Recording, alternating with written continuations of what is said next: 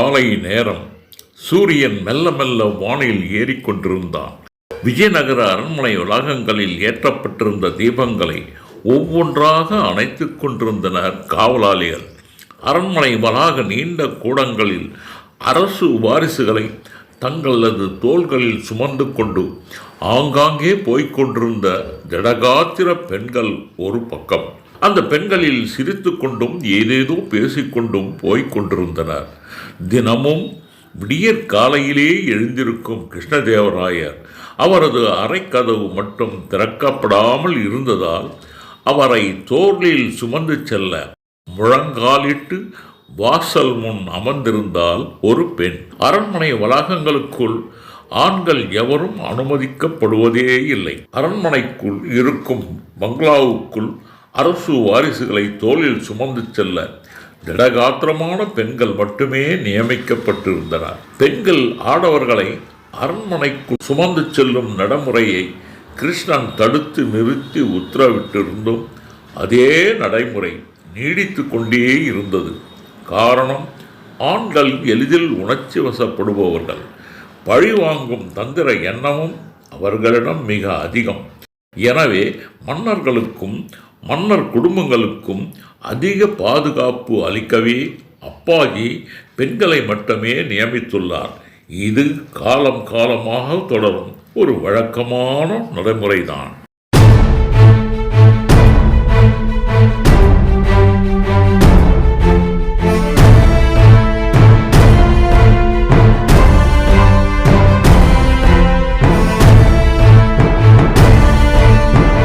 படுக்கையில் இருந்து எழுந்த கிருஷ்ணதேவராயர் தனது அறைக்கதவை திறந்து மெதுவாக வெளியில் எட்டி பார்த்தவருக்கு மிகவும் அதிர்ச்சியாக இருந்தது. கிருஷ்ணனை தோளில் சுமந்து செல்ல அங்கே ஒரு பெண் முழங்காலிட்டு அமர்ந்திருந்தாள்.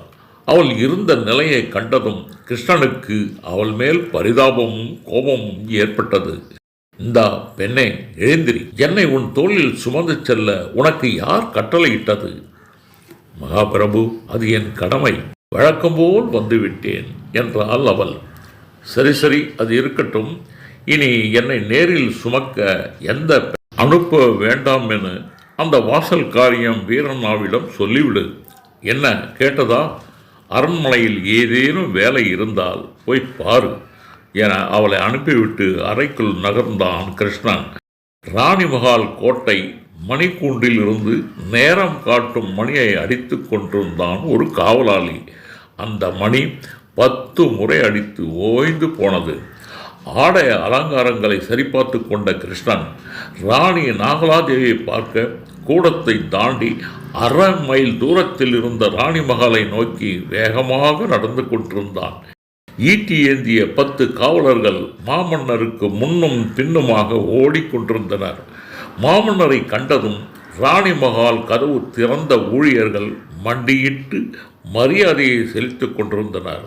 மாமன்னர் கிருஷ்ணன் உள்ளே நுழைந்ததும் கதவுகள் இறுக மூடப்பட்டது. ராணி மகால் ராணிகள் மற்றும் இளவரசிகள் தங்குவதற்கு மட்டுமே ஏற்படுத்தப்பட்டதால் உள்ளே ஏராளமான பெண் காவலர்கள் அங்கும் இங்கும் ஓடிக்கொண்டிருந்தனர். இங்கேயும் ஆடவர்கள் எவரையும் அனுமதிப்பதில்லை. அரசு வம்சத்தார் மட்டுமே உள்ளே அனுமதிக்கப்படுகின்றனர். தாய் நாகலாதேவியின் அறைக்குள் நுழைந்து கொண்டிருந்த கிருஷ்ணன் இன்று சின்னாதேவி பற்றிய முழு விவரங்களையும் தாயிடம் சொல்லி திருமணத்திற்கு அனுமதி பெற்று விட வேண்டும் என்ற சிந்தனையில் தாய் நாகலாதேவியின் அறைக்குள் நுழைந்தான் கிருஷ்ணன். மகனை கண்டதும் நாகலாதேவி மனம் பூரித்து போனார். வா கிருஷ்ணா, வந்து இப்படி உட்கார் என வெள்ளிக்கட்டிலை காட்டினார் அந்த தாய். தாயே, எனக்கெல்லாம் எதுவும் வேண்டாம். நான் தங்களுடைய மகன். இந்த அறையில் தங்களோடு இருக்கும்பொழுது நான் இந்த நாட்டு மன்னன் இல்லை. இந்த ராஜ்யத்தை காட்டிலும் எனது தாய் உயர்ந்தவர். நான் உங்கள் பக்கத்திலேயே அமர்ந்து கொள்கிறேன் என தெரிவித்தவாறு தரையில் திண்டின் மீது சாய்ந்திருந்த தாயின் பக்கத்திலேயே போய் அமர்ந்து கொண்டான் கிருஷ்ணன். அறை முழுக்க ஏராளமான பக்தி நூல்கள் ஆங்காங்கே சிதறி கிடந்தன. அம்மா, காயத்ரி எங்கே என்றான் கிருஷ்ணன். அதைத்தான் நானும் உன்னிடம் கேட்க வந்தேன். அவளை பார்த்து ஒரு வார காலமாயிற்றே என்றார் ராணி. இங்கே மட்டுமா? அடிக்கடி என்னிடம் கூட சொல்லிக் கொள்ளாமல் மறைந்து விடுகிறாள் அந்த பெண். கேட்டால், பிரபு, நான் தினமும் போர் பயிற்சி செய்கிறேன், யானை ஏற்றம், குதிரை ஏற்றம் நன்றாக கற்றுக்கொண்டேன், பலவிதமான வால் பயிற்சியையும் செய்து கொண்டிருக்கிறேன், அடுத்த போரில் நானும் ஒரு தளபதி என்கிறாள் அந்த பெண். இந்த இளம் வயதில் அவளுக்கும் அப்படி ஒரு ஆசை இருப்பதை அப்பொழுதுதான் நானும் புரிந்து கொண்டேன் என்றான் கிருஷ்ணன். தாய் நாகலாதேவிக்கு ஒரே ஆச்சரியம். கிருஷ்ணா, இவற்றையெல்லாம் ஒரு குடும்ப பெண்ணால் செய்யவே முடியாது. எனக்கு என்னவோ அவளை பற்றிய நிறைய சந்தேகங்கள் இருக்கின்றது. அவளது நடவடிக்கைகள் எல்லாம் பார்க்கும் பொழுது ஏதோ ஒரு நாட்டு இளவரசி போல் என் கண்களுக்கு தெரிகிறார். எதையும் அவளை பற்றிய தீர்மானிக்கவும் என்னால் முடியவில்லை. நம்மிடம் எதையும் சொல்லாமல் நிறையவே அந்த பெண் மறைக்கிறாள். வற்புறுத்தி கேட்டால் அவள் கண்களிலிருந்து நீர் வழிகிறது. நேரம் வரும்பொழுது எல்லாவற்றையும் நானே சொல்கிறேன், அதுவரைக்கும் என்னிடம் எதையும் கேட்க வேண்டாம் என்கிறாள் அந்த பெண் காயத்ரி என்றார் ராணி நாகலாதேவி. வார்த்தைகளை கேட்டு சற்று நேரம் அமைதியாக இருந்தான் கிருஷ்ணன். தங்கத்தட்டிலும் கோப்பையிலும் உணவுப் பொருட்களை கொண்டு வந்து கிருஷ்ணன் முன் வைத்தனர் சில வேலைக்காரி பெண்கள். பழரசம் மட்டும் சிறிது பருகிவிட்டு தாயின் மடியில் போய் சாய்ந்து கொண்டான் கிருஷ்ணன். மகனின் தலையை மெதுவாக நீவி விட்டு கொண்டு மகனையே பார்த்து கொண்டிருந்தார் ராணி. கிருஷ்ணா, எனக்கும் வயதாகிக் கொண்டே போகிறது. பேர குழந்தைகளோடு நான் கொஞ்ச வேண்டும். அவற்றையெல்லாம் பார்க்காமல் நான் கண்ணை மூடி விடுவோனோ என்ற கவலை எனக்கு இருக்கிறது என்றார் ராணி. தாயே, அப்படியெல்லாம் ஏதும் நடக்காது. என் காலத்திற்கு பின்னாலும் நீங்கள் நன்றாகவே இருப்பீர்கள் என்றான் ஆறுதலாக அந்த கிருஷ்ணன். கிருஷ்ணா, கேட்பதற்கு எல்லாம் நன்றாகத்தான் இருக்கிறது. கடவுள் என்ன நினைக்கிறானோ அதுதானே நடக்கும் என்றார் ராணி. மேலும் அவரே பேசினார். கிருஷ்ணா, ஸ்ரீரங்கப்பட்டினத்து இளவரசி திருமலா தேவியை உனக்கு மனம் முடிக்க அப்பாஜி எல்லா ஏற்பாடுகளையும் செய்து வைத்துள்ளார். உன்னிடமிருந்து தான் ஒரு பதிலும் வரவில்லை என்றார் ராணி. கிருஷ்ணா, அன்று நீ வந்த பொழுது சின்னாதேவி என்ற பெண்ணை சந்தித்ததாக கூறினாய். எல்லாம் எனக்கு மறந்து போயிற்று. அவள் யார், எந்த ஊர் என்பதையெல்லாம் சற்று சுருக்கமாக என்னிடம் சொல் என்றார் ராணி. தாயின் மடியில் படுத்து கிடந்த கிருஷ்ணன் சட்டென எழுந்து உட்கார்ந்து கொண்டான். தாயே, சின்னாதேவியை பற்றியா கேட்டீர்கள் என சந்தோஷப்பட்டான். தாயிடம் இன்னும் நெருங்கி அமர்ந்து கொண்டான் கிருஷ்ணன். அம்மா, நான் சொல்வதை கேட்டு வருத்தப்பட மாட்டீர்களே என கேட்டுக்கொண்டான் கிருஷ்ணன். இளமையில் நான் பட்ட கஷ்டத்தை விடவா அது இருக்கப் போகிறது? எதை ஒளி மறைவு இன்றி சுருக்கமாக சொல் என கண்டிப்புடன் கூறினார் ராணி நாகலாதேவி.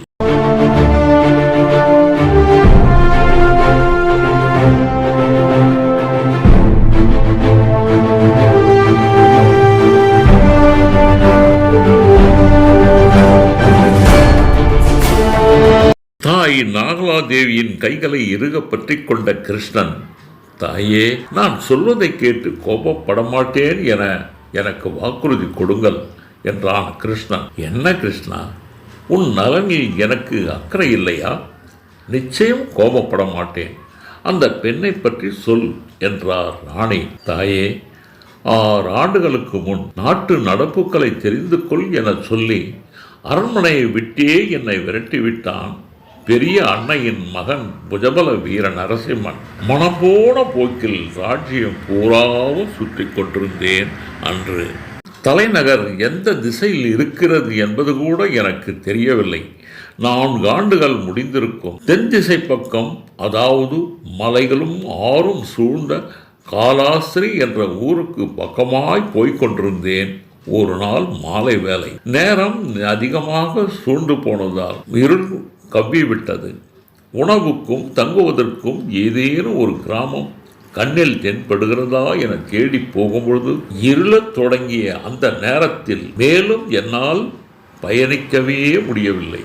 மலையடிவாரத்தின் அடியில் இருந்த ஒரு ஆலமரத்தின் கீழ் குதிரையை கட்டிவிட்டு எங்கேயாச்சும் தங்குவதற்கு அல்லது உணவு கிடைக்குமா என்று சுற்றிலும் பார்த்தேன். எங்கும் இருட்டாக இருண்டு போய் கிடந்தது அந்த நிலப்பகுதி. அதற்கு மேல் அந்த இடத்தை விட்டு மேலும் பயணிக்க என்னால் முடியவில்லை. அந்த நேரத்தில் காற்றின் சத்தத்தில் எங்கேயோ இருந்து மேலத்தாள சத்தம் என் காதுகளில் வந்து விழுந்தது. கிழக்கு திசையை நோக்கி உற்று பார்த்த பொழுது வெகு தூரத்தில் வானத்தில் வெளிச்சம் தெரிந்த திசையை நோக்கி மெதுவாக நடக்கத் தொடங்கினேன். அது ஒரு குக்கிராமம். பாகவதாம் மேளா நாட்டிய நிகழ்ச்சி அங்கு நடந்து கொண்டிருந்தது. பசியை கூட மறந்து போனேன். என்ன நடக்கிறது என்ற ஆர்வத்தில் கூட்டத்தோடு ஒருவனாக அங்கு போய் அமர்ந்து கொண்டேன். மாறு வேடத்தில் இருந்த என்னை எவருமே அங்கு அடையாளம் கண்டுக்கவே முடியவில்லை. பெண் வேடத்தில் ஆண்களே வேடமிட்டு நடத்தி கொண்டிருந்தனர் அங்கு நாடகத்தை. பெண் வேடமானாலும் பெண்கள் வரக்கூடாது என்பது அந்த கிராமத்தின் சட்டம். விடியற்காலை 3 மணி இருக்கும். பனி வேறு லேசாக பெய்து கொண்டிருந்தது.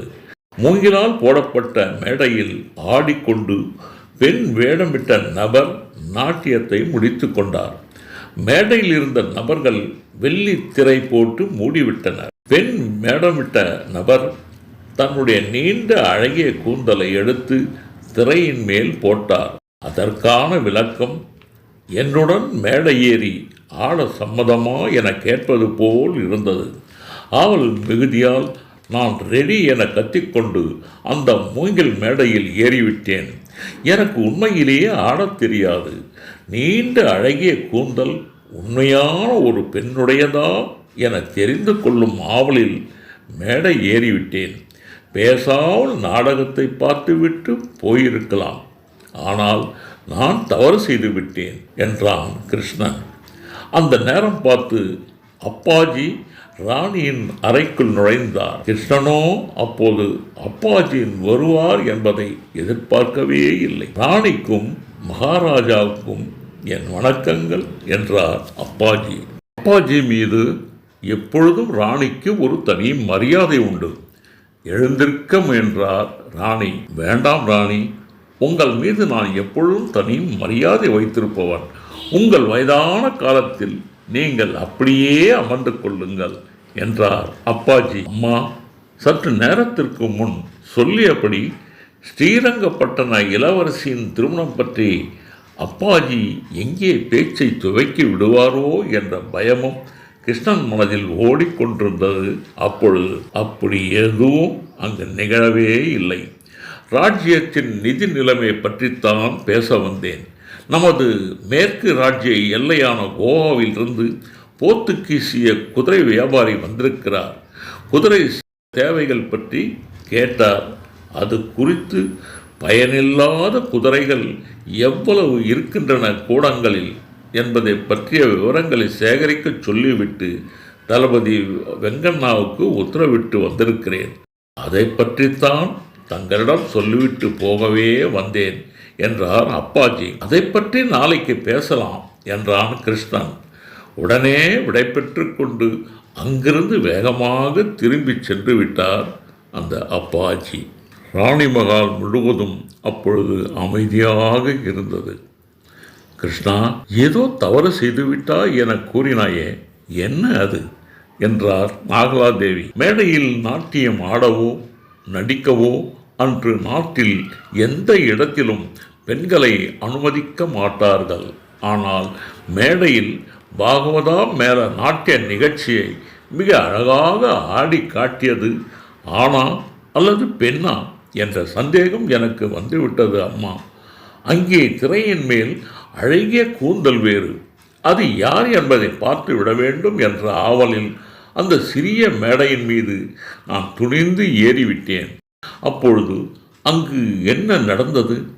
ஒரு விதியா என்றுதான் நான் சொல்ல வேண்டும். அமைதியாகி போய் நின்றான் அப்பொழுது கிருஷ்ணன். நீ மேடை ஏறி போனதுக்கும் விதிக்கும் என்ன சம்பந்தம் கிருஷ்ணா? இல்லை தாயே, அதில் இருக்கு ஏதோ ஒரு உண்மை. எல்லாம் எல்லோருக்கும் அங்கு பிரச்சனை நிகழ்ந்து விட்டது தாயே. போட்டிக்கு நான் தயார் என என்னை அறியாமல் கத்திவிட்டேன். மாறு வேடத்தில் நான் இருந்ததால் என்னை அங்குள்ளவர் எவருக்குமே அடையாளம் தெரியவில்லை. மேடைக்கு கீழே இருந்த மக்களும் ஆச்சரியத்தால் கத்தத் தொடங்கினார். திரை நீக்கப்பட்டது. உண்மையிலே அவள் ஒரு இளப்பெண். பெண் வேடமிட்டு ஆண் நடித்திருக்க வேண்டும். ஆனால் கட்டுப்பாட்டை மீறி ஒரு பெண்ணே நடித்துவிட்டாள். நாட்டிய குழு தலைவருக்கு அப்பொழுது உண்மை தெரிந்துவிட்டது. அந்த பெண்ணை வாய்க்கு வந்தபடி வசைபாடி கொண்டிருந்தார் அந்த பெரியவர். உடல் நலம் சரியில்லாமல் வீட்டில் படுத்து கிடந்த அவள் அண்ணன் எத்ராஜனும் வீட்டிலிருந்து தட்டு தடுமாறி மேடைக்கு வந்து சேர்ந்து விட்டான். சின்னாதேவி, என்ன காரியம் செய்து விட்டாய் என அவனும் கத்தத் தொடங்கினான். அப்பொழுதுதான் அந்த இளப்பெண்ணின் பெயர் சின்னாதேவி என்பது எனக்கு புரிந்தது. தடால் என அவள் என் கால்களில் விழுந்தாள். நீங்கள் என்னை மன்னித்து விடுங்கள் என கதறினாள். என் காலில் விழுந்தவளை மெதுவாக தூக்கி நிறுத்தினேன். அப்பொழுதுதான் அவள் என் உள்ளத்தில் நுழைந்து விட்டதை உணர்ந்தேன். அன்று அவள் அண்ணன் எத்ராஜன் என்னை பார்த்து கத்திக்கொண்டே இருந்தான். அப்பொழுது, யார் நீ? எதற்காக இங்கே வந்தாய்? உன்னை பார்த்தால் விஜயநகரத்து ஆட்கள் மாறி தெரிகிறாயே என கோபம் அடங்காமல் கத்திக்கொண்டே இருந்தான் எத்ராஜன். சின்னாதேவியின் தோள்களை பற்றி இருந்த எனது கைகளை வேகமாக தட்டிவிட்டான் அந்த எத்ராஜன். மற்றொரு பக்கம் நாட்டியக்குழு தலைவர் எத்ராஜனை பார்த்து கத்தி கொண்டிருந்தார். இதையெல்லாம் கீழே இருந்து வேடிக்கை பார்த்து கொண்டிருந்த கூட்டம் மேடை மீது திமு திமு என ஏறத் தொடங்கிவிட்டனர். பாரம் தாங்காமல் மூங்கில் மேடை உடைந்தது. உடைந்த மூங்கில் ஒன்று சின்னாதேவியின் நெற்றியை பதம் பார்த்து விட்டது. அவள் நெற்றியிலிருந்து இரத்தம் கொட்டியது. அதனால் மயக்கமடைந்து என் தோள் மீது மெதுவாக அப்படியே சாய்ந்து விட்டாள் சின்னாதேவி. என் அருகில் வந்த நாட்டியக்குழு தலைவர், தம்பி, நீ யாரு என்றார். ஆபத்துக்கு ஒரு பொய் சொல்வதில் தவறில்லை என என் மனதில் தோன்றியதால் கிராமத்து வைத்தியன் என்றேன். அப்பொழுது என் மீது இருந்த கோபம் எத்ராஜனுக்கும் போய்விட்டது. எத்ராஜா, அதோ அந்த மலையடிவாரத்தில் என் குதிரையை கட்டியுள்ளேன். சீக்கிரம் அங்கு சென்று அந்த மருந்து பெட்டியையும் குதிரையையும் இங்கே கொண்டு வா என்றேன் நான். சிறிது நேரத்தில் குதிரையோடு அங்கு வந்து சேர்ந்தான் அந்த எத்ராஜன். குதிரையின் மீது கட்டியிருந்த பையை எடுத்து கொடுத்தான் எத்ராஜன். அதிலிருந்து அவசர தேவைக்கு என நான் வைத்திருந்த மூலிகை இலைகளை கசக்கி சின்னாதேவியின் நெற்றியில் வைத்து எனது வேட்டியை கிழித்து அவள் தலையை கட்டிவிட்டேன். அப்பொழுது அவள் நெற்றியில் வழிந்த இரத்தம் நின்று போனது. நாடக குழு தலைவர் அருகில் வந்தார். எத்ராஜா, இந்த கிராமத்தில் வைத்தியர் எவருமே இல்லை. வைத்தியம் பார்க்க நாம் அடுத்த கிராமத்திற்கு இனி செல்ல வேண்டிய அவசியமும் ஏற்படவில்லை. தம்பியும் சின்ன வயது. கொஞ்சம் நாளைக்கு உன் வீட்டிலேயே தங்கவை, பிறகு பார்க்கலாம் என்றார் அந்த நாட்டியக்குழு தலைவர். எத்ராஜனும் தலையாட்டி கொண்டான். சின்னாதேவி என்னையே உற்று பார்த்து கொண்டிருந்தாள். வைத்தியரே, உனக்கு கல்யாணம் ஆகிவிட்டதா என்றார் அந்த பெரியவர். இல்லை என தலையாட்டினேன் நான். பையன் பார்க்க மூக்க முழியமாக இருக்கின்றான். பரவாயில்லை எத்ராஜா, வைத்தியரை வீட்டுக்கு அழைத்து போ என சொல்லிவிட்டு வேகமாக அங்கிருந்து வெளியேறிவிட்டார் அந்த நாட்டியக்குழு தலைவர். சின்னாதேவியை கை தாங்கலாக நான் அழைத்து செல்ல குதிரையையும் துணி மூட்டையையும் தலையில் சுமந்து கொண்டு எங்கள் பின்னாலே வந்து கொண்டிருந்தான் எத்ராஜன். ஊருக்கு வெளியே தோட்டத்துடன் கூடிய விசாலமான கூரை வீடு எத்ராஜனுடையது. சின்னாதேவி 5 வயது இருக்கும் பொழுதே பெற்றோரை இழந்து அண்ணன் எத்ராஜன் அவளை வளர்த்திருக்கிறான். எத்ராஜனின் விஷ ஜுரத்திற்கு மருந்து கொடுத்து குணமாகி விட்டான். அப்பொழுது ஓராண்டு காலம் வைத்தியன் என்ற முறையில் அவர்கள் வீட்டிலேயே நான் தங்கிவிட்டேன். சின்னாதேவின் மீது எனக்கு காதல் மலர்ந்ததே தவிர எந்த தவறுக்கும் நான் இடம் கொடுக்கவில்லை என்றான் கிருஷ்ணன். தாய் நாகலாதேவி அவற்றையெல்லாம் அமைதியாக கேட்டுக்கொண்டிருந்தார். நான் எத்ராஜனிடமிருந்து கற்றுக்கொண்ட பரதநாட்டியத்தை அவ்வப்பொழுது என் முன் வந்து ஆடி காட்டுவாள் சின்னாதேவி. நானும் நாட்டியத்தை கற்றுக்கொள்ள முயற்சி செய்தேன். ஆனால் அவளது விரல்களில் வளைந்து காட்டும் பாவனைகள், அசைவுகள், மின்னல் வேகத்தில் குதிக்கும் ஆற்றல் கொண்ட அவள் பாதங்கள் எல்லாம் எனக்கு வரவே இல்லை. எனது முரட்டு விரல்களும் அதற்கு இசைவாக சின்னாதேவியின் கை விரல்களைப் போல் எனது விரல்கள் அவ்வளவு எளிதாக வளைந்து கொடுக்கவே இல்லை. காரணம், எனது முரட்டு கைகள் அப்படிப்பட்ட விரல்கள் கொண்டதாக இறுகி போயிருந்தது. ஒரு நாள் குழு தலைவர் எத்ராஜனை சந்தித்து, எத்ராஜா, உன் வீட்டில் உள்ள 2 பேரையும் இணைத்து ஊரில் உள்ளவர்கள் பலவிதமாக பேசுகின்றனர்.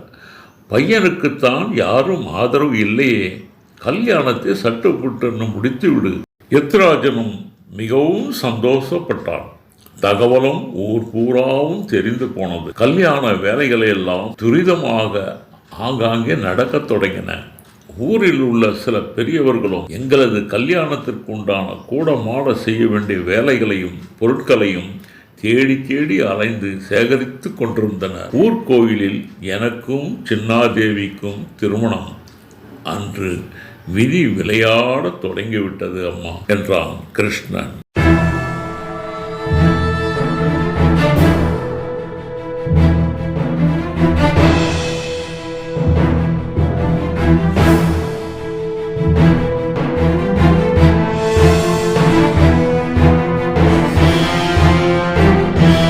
கல்யாணத்துக்கு கூடுதலாக பணம் கொஞ்சம் தேவைப்பட்டதால் அதை வாங்கி வர விடியற் காலையிலேயே எத்ராஜன் எழுந்து பக்கத்து ஊருக்கு சென்று விட்டான். சின்னாதேவி என் மடி மீது தலை வைத்து வருங்கால கதைகளையெல்லாம் என்னிடம் சொல்லி கொண்டிருந்தாள். நான் யார் என்பதை அப்பொழுதே சொல்லிவிட வேண்டும் என நினைத்தேன். ஆனால் அவள் அண்ணனுக்கு விஜயநகர மன்னர் குடும்பத்தின் மீது வெறுப்பும் கோபமும் இருந்தது. அதனால் அவளிடம் நான் சொல்லவே இல்லை. ஊருக்கு வெளியே இருந்து மேல தாளத்துடன் கல்யாண கூட்டத்தினர் ஒரு குழுவினர் வந்து கொண்டிருந்தனர். சின்னாதேவியின் வீட்டை கடந்து செல்ல வேண்டும். கேலிக்கையும் பேச்சுக்களும் சிரிப்பு அலைகளும் அந்த கூட்டத்திலிருந்து வெகுவாக வந்து கொண்டிருந்தது. மேல தாளமும் பேச்சும் திடீரென நின்று போயின. அப்பொழுது அங்கே ஏதோ சண்டை நடப்பது போல் தெரிந்ததால் நான் மெதுவாக வெளியில் எட்டி பார்த்தேன். என்னுடன் வெளியே வந்த சின்னாதேவி என் கைகளை இறுக பற்றி கொண்டு என் மீது சாய்ந்து கிடந்தாள். கல்யாண கூட்டத்தை மேலும் நகரவிடாமல் 2 நபர்கள் கையில் வைத்திருந்த தடியால் மடக்கி பின்னுக்கு தள்ளி கொண்டிருந்தனர். எனக்கு ஒன்றுமே புரியவில்லை. கல்யாண வரியை கட்டிவிட்டாயா என்றான் ஒருவன். மாப்பிள்ளையின் தந்தை கல்யாண வரியா? அதை நாங்கள் கேள்விப்பட்டதே இல்லையே. இந்த ஊர் அம்மன் கோயிலில் என் மகனுக்கு திருமணம் செய்து கொள்வதாக வேண்டிக் கொண்டேன். முகூர்த்தத்திற்கு நேரமாகிறது. நாங்கள் வெளியூரிலிருந்து வந்திருப்பதால் தயவு செய்து வழிவிடுங்கள் என சண்டையிட்டு கொண்டிருந்தார் அந்த பெரியவர். அவர்களை தடுத்து கொண்டிருந்த ஆட்கள் தாங்கள் வைத்திருந்த கம்புகளால் ராஜாக முத்திரையிட்ட செப்பு பூன் பொருத்தப்பட்டிருந்ததை அப்பொழுதுதான் நானே கவனித்தேன். அவர்கள் ராஜாக ஆட்களாக இருக்கும் என சந்தேகப்பட்டு உடனே சின்னாதேவியை விட்டு மெதுவாக அந்த கூட்டத்தை நோக்கி நெருங்கிச் சென்றேன். மாப்பிள்ளைக்கு மிக அதிகமான கோபம். ஐயா, வழிவிடுங்கள் என அவர்களை பார்த்து கெஞ்சி கத்தி கொண்டிருந்தான் அந்த மாப்பிள்ளை பையன். உடனே கோபப்பட்ட அந்த ராஜாங்க ஆட்களில் ஒருவன், தம்பி, கல்யாண வரி மட்டும் இல்லை தம்பி, ஊர்வலத்திற்கு வரி, மேல தாளத்திற்கு வரி, விருந்தினருக்கு வரி, இப்படி பல வரிகளை நீங்கள் கட்டியாகணும். இல்லை என்றால் அப்படியே ஊருக்கு திரும்பி செல்லுங்கள் என்றான் ஒரு காவலாளி. முகூர்த்தம் நெருங்கி விட்டது. அதையெல்லாம் பிறகு கட்டி விடுகிறோம். எங்களை தயவு செய்து கோயிலுக்கு போக அனுமதியுங்கள் என்றான் அந்த மாப்பிள்ளை பையன். வரி கட்ட துப்பில்லாத உனக்கு கல்யாணம் ஒரு கேடா என கூறி மாப்பிள்ளையை கழுத்தில் இருந்த மாலையை பிடுங்கி நடுத்தெருவில் வீசியதோடு மற்றொருவன் அந்த மாப்பிள்ளை பையனை எட்டி உதைத்து கீழே தள்ளிவிட்டான். அந்த நேரம் வெளியில் போயிருந்த எத்துராஜனும் நாட்டிய குழு தலைவரும் அங்கு வந்துவிட்டனர். குழு தலைவர் எவ்வளவோ கெஞ்சியும் கூட காவலாளிகள் அவர்களை அனுமதிக்கவே இல்லை. தாய் நாகலாதேவியின் முகத்தில் லேசாக கோபம் தென்பட்டது. கிருஷ்ணா, இப்படியெல்லாம் கூட நாட்டில் வரி வசூலிக்கிறார்களா என்றார். அது மட்டும் இல்லை தாயே, நமது ராஜாங்கத்துக்கு தெரியாமல் ஜமீன்தார்கள், குறுநில மன்னர்கள் சில காவலாளிகளை தாங்களாகவே நியமித்து கொண்டு நிதி வசூல் செய்து கஜானாவில் சேர்ப்பதாக மக்களை ஏமாற்றி கொள்ளையடிக்கிறார்கள். அதனை நாம் தடுத்தே ஆக வேண்டும் என்று தான் மாமன்னராக விருப்பாட்சா கோயிலில் பதவி ஏற்ற பொழுது முதல் உத்தரவினை பிறப்பித்தேன் என்றான் கிருஷ்ணா. அப்புறம் என்ன நடந்தது கிருஷ்ணா என்றார் நாகலாதேவி. தாயே, அன்று நடந்த நிகழ்ச்சி தான் என்னால் மறக்க முடியவே இல்லை. அன்று மாப்பிள்ளை வீட்டார் எவ்வளவு கெஞ்சியும் அந்த காவலாளிகள் மறுத்துவிட்டனர். எனக்கோ கடும் கோபம். ஐயா, கல்யாணத்திற்கான அனைத்து வரிகளையும் பிறகு கட்டுவதாகத்தானே அவர்கள் சொல்லுகிறார்கள். நேரம் ஆகிறது, அவர்களை போக விடுங்கள் என்றேன். என்னையே முறைத்து பார்த்து கொண்டிருந்த ஒரு காவலாளி என் அருகில் வந்தான். தம்பி, வழி பார்த்து நீ போவியா? இங்கே வந்து பஞ்சாயத்து பண்ணுறது உன்னுடைய வேலையா என என்னை அடிக்க பாய்ந்தான் அந்த காவலாளி. எனக்கு வந்த கோபத்தில் ஒருவனை உதைத்து கீழே தள்ளினேன். இன்னொருவன் கையை பிடித்து முறுக்கி அவனது கைகளை பின்னால் கட்டி போட்டேன். அப்பொழுதுதான் நான் செய்த தவறு எனக்கே தெரிய வந்தது. அப்பாஜி எனது பாதுகாப்புக்காக ராஜ முத்திரையிட்ட மோதிரம் ஒன்றை அளித்திருந்தார். அதை வைத்தியன் என்ற முறையில் எத்துராஜன் வீட்டில் இருப்பதையே மறந்து தவறுதலாக எனது இடது விரலில் மாட்டியிருந்தேன். அதை கண்ட காவலாளி, இளவரசியே, எங்களை மன்னித்து விடுங்கள், இனி அந்த தவறை செய்ய மாட்டோம் என நெடுஞ்சாமின் கிடையாக என் காலில் விழுந்து கிடந்தனர். அப்பொழுது என்னிடம் எதையோ கேட்பதற்காக எத்ராஜன் மெதுவாக நெருங்கி வந்து கொண்டிருந்தான். அப்பொழுது அந்த நேரத்தில் தலைநகரில் இருந்து குதிரையில் 2 படை வீரர்கள் என்னை தேடி வந்தார்கள். ஈட்டியை தரையில் குத்தி, அரசே வணக்கம் என கூறி தரையில் தலை குனிந்து மண்டியிட்டனர். இதையெல்லாம் பார்த்து கொண்டிருந்த சின்னாதேவி என்னை இறுக பற்றி கொண்டிருந்தாள். எத்ராஜனுக்கு தலைக்கு மேல் கோபம் பறந்து சென்றது. நான் விஜயநகர சாம்ராஜ்யத்தின் இளவரசன் என்பதை தெரிந்து கொண்ட சின்னாதேவி என்னை இறுக கட்டி தழுவி கொண்டால் அந்த இடத்தில். அதை பார்த்த எத்ராஜனுக்கு எங்கிருந்து வந்ததோ தெரியவில்லை கோபம். நீ வைத்தியனா அல்லது விஜயநகரத்து இளவரசனா என கர்ஜித்தான் எத்ராஜன். சின்னாதேவி, அவனை விட்டு விலகி வா என்றான் சின்னாதேவியை பார்த்து. ஆனால் சின்னாதேவி மேலும் என்னை இறுக பற்றி கொண்டு அவனிடம் செல்ல மறுத்துவிட்டால். அப்பொழுது இருந்தும் அவளை என்னிடமிருந்து பிரித்து வேகமாக எங்கேயோ இழுத்து கொண்டு போனான் எத்ராஜன். நானும் வேகமாக அவனை பின்தொடர்ந்தேன். எத்ராஜா, எல்லா விவரங்களையும் உனக்கு பின்னால் சொல்லுகிறேன். தயவு செய்து உன் தங்கை சின்னாதேவியை விட்டுவிடு. அவளுடைய வாழ்க்கையை நீ அழித்து விடாதே என அவளை நெருங்குவதற்குள் என்னை தேடி வந்த படை வீரரின் குதிரை ஒன்றினை அவிழ்த்து அதன் மேல் சின்னாதேவியை தூக்கி போட்டுக்கொண்டு தெற்கே செல்லும் பாதையில் புழுதியை கிளப்பிக்கொண்டு வேகமாக ஓடிப்போனான் அந்த எத்ராஜன்.